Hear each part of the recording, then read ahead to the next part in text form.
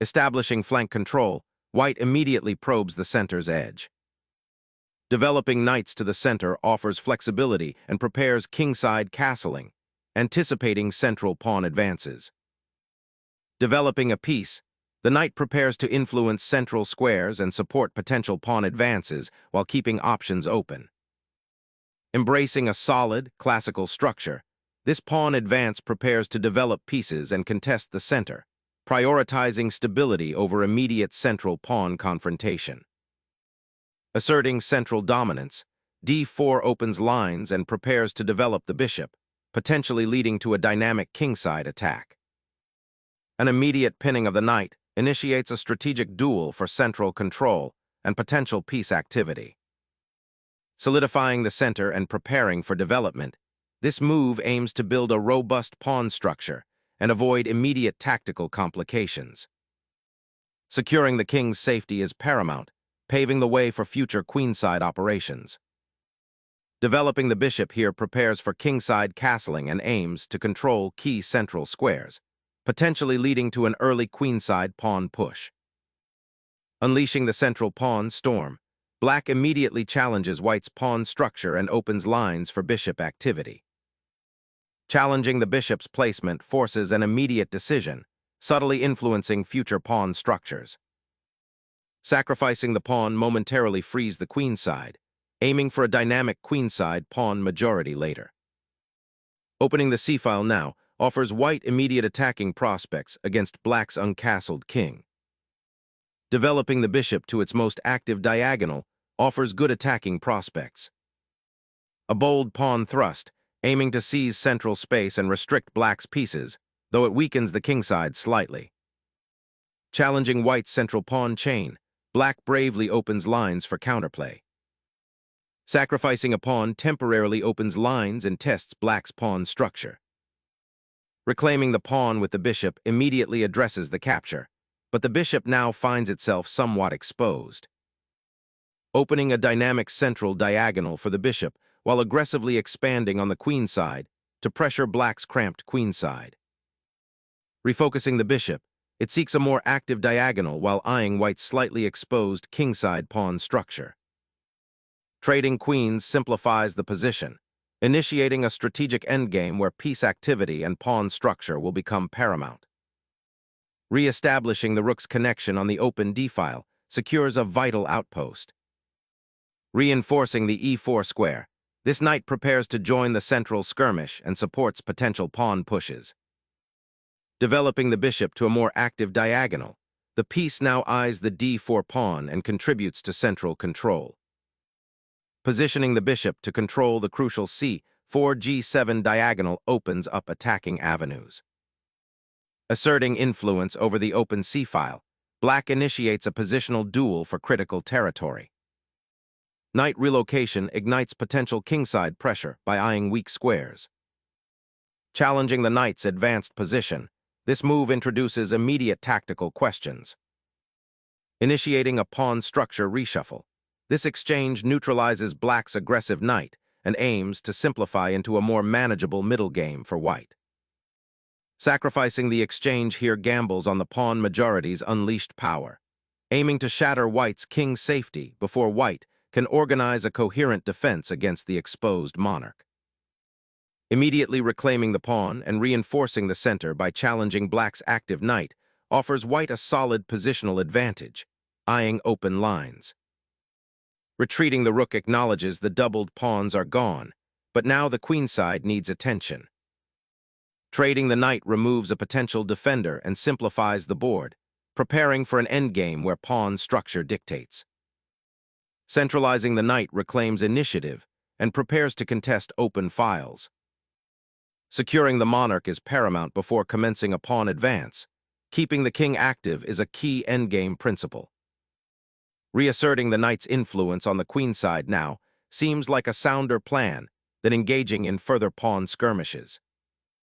Asserting dominance over the open c-file solidifies white's central control and prepares for future pressure. Relocating the rook to the open file prepares to contest the crucial central files, a vital step in this endgame maneuver. Asserting control over the open file, This move prepares to double rooks and potentially infiltrate black's position. A bold redeployment, unifying the rooks on the open column, preparing a defile push for central influence. Centralizing the bishop on a more active diagonal offers improved control over crucial squares. The knight decisively repositions, aiming to disrupt white's centralized pieces and potentially create dynamic counterplay. Trading knights clarifies the center, opening lines for both sides' rooks. Re-establishing the rook on the open file, a crucial step to contest control before any further piece exchanges. Simplifying the position by trading queens now promises a slightly better endgame structure for white.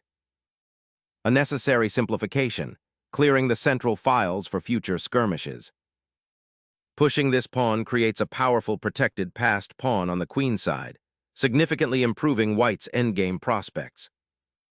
Solidifying the pawn chain addresses the potential weaknesses on the king side now that the queens are off.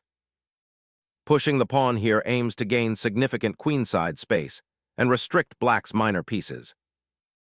Reconnecting the bishop to the queenside aims to improve piece mobility amidst the open files. Asserting control over the open column immediately. This retreat aims to consolidate the king, a crucial step before maneuvering for a better position and preparing to challenge white's rook on the open file. Opening the king side and potentially creating outpost squares for your knight. Recapturing the rook reestablishes queenside pressure and prepares to challenge the open c file. Unlocking the queenside pawns demands careful attention, anticipating potential breakthroughs. Re-establishing the bishop's active post is key to preventing further white pawn advances. Fortifying the bishop and preparing to advance the queenside pawns aims to secure more breathing room. Re-establishing central pawn presence is a logical step toward unified piece activity.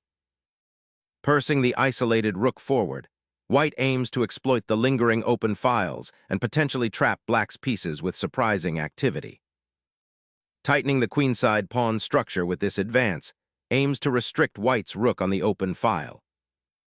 Pushing the pawn to a6 begins a critical battle for space and aims to restrict black's pieces from the queenside. Reclaiming central influence is paramount. The bishop's retreat offers a temporary reprieve, but the kingside pawn structure remains vulnerable. Probing the c-file's latent power, this bishop seeks to infiltrate the queenside before the pawn storm is fully contained. Bringing the king to the center is a prudent step, aiming to activate it for the upcoming endgame complexities and secure it from further threats on the flank.